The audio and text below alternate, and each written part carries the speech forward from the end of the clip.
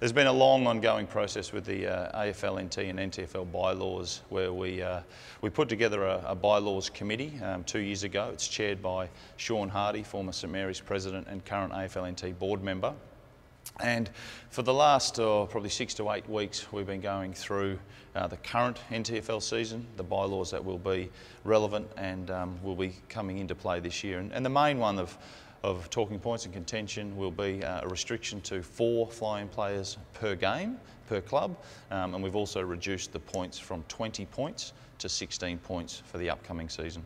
How did you arrive at 4? Oh, look, we've spent over 2 years now deliberating as a Laws Committee. We've spoken to numbers of clubs, numerous data points that we've looked at. And the other big piece of information that we've been looking at has been the financial sustainability and long-term viability of the NTFL clubs. In recent times, we've received the financials from all the clubs. In fact, most recently, we've had a few clubs submit financials for last season, you know, and some of them make interesting reading. There's not a great deal of profitability in the NTFL, so what we're doing is setting the course for the mid to long term to create financially sustainable, viable NTFL clubs, so in 5 to 10 years we can see the competition thrive and prosper. Now, are you requiring clubs to nominate their fly-in players before the start of the season, so you understand where they're at and who they actually might be able to choose from? Yeah, that's right. We'll be requiring clubs to submit a list of players to us prior to round 1. They can change their list 4 or 5 times during the year, and that'll allow them to chop and change, but we are requiring clubs to identify their fly-in players to us. It'll be a collaborative approach. We'll work with them as AFL Northern Territory Football Operations staff, and we'll identify each fly-in player. There'll be the Australian Bureau of Statistics analysis for your usual residence, where that is for the 6 months of living, and we'll work together with the clubs on that. Hopefully the clubs can see this as a collaborative approach to long-term sustainability for the NTFL. Well, by reducing your player resources, do you think that's going to have a drop in the standard of the game? Look, we've looked at a lot of data points, and one of them was the fly-in players for the previous season, and we don't think reducing it or restricting it to 4 per week will fundamentally change the standard of play. There is a lot of great top-end talent. One of our key pillars of our NTFL strategy going forward is to enhance local talent. We think this will enhance local talent, will get clubs to play more local players, but on top of that, 4 extra players from outside the Northern Territory will certainly bolster those clubs and their talent reserves.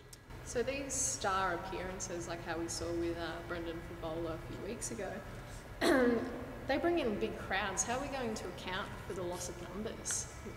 Yeah, look, there's still the eligibility to have 4 fly-in players. Anyone of the calibre out of an ex-AFL or ex-SANFL, WAFL, NEFL, I think will make the starting 22 for an NTFL club and will fit within the restriction of 4 fly-in players per week. I will point out that they are fly-in players from outside the Northern Territory. So if you're flying in, for instance, from a remote community or from Alice Springs or somewhere within the Northern Territory, you won't be classed as a fly-in player. It's outside the NT. How many players can you have on your nominated list at each of those? Is it 4 or 5 intervals during the year where you can renegotiate who's on that list? Yeah, so look, we've based a lot of it on our understanding and knowledge of the NEFL competition.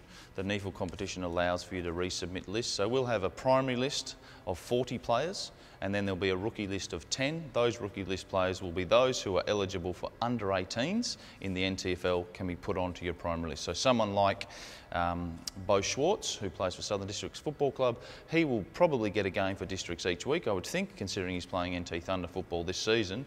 He would become a rookie for the Southern Districts Football Club, and other players who are older than the 18 and a half will be on the primary list. So going from the ABS guidelines, it's for 6 months. Yep. Yeah. So the season only goes for 5. So if someone moves up here for the 5-month season, are they expected to stay around to not be counted as a FIFO player? So it depends. The fly-in players are going to be identified by the club in the first place, and then we'll negotiate and we'll talk about if that player's moving up here to live, if that player's got a job up here, if that player's living up here, they'll be able to provide us with some documentation to say, you know, I live in Wallagi, I work at Power and Water, and here's a couple of my receipts to prove that I live in Darwin.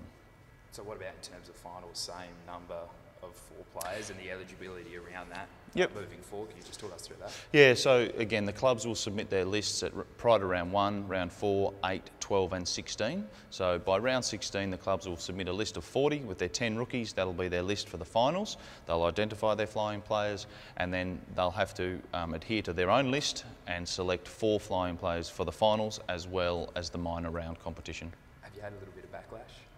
Oh, we've had some feedback over the course of the Laws Committee deliberations. The general consensus has been that clubs wouldn't normally fly more than 4 in a week. So we're not trying to be too restrictive, but we are also trying to set the course for the medium to long term about financial sustainability and viability for the NTFL clubs and the NTFL as a whole.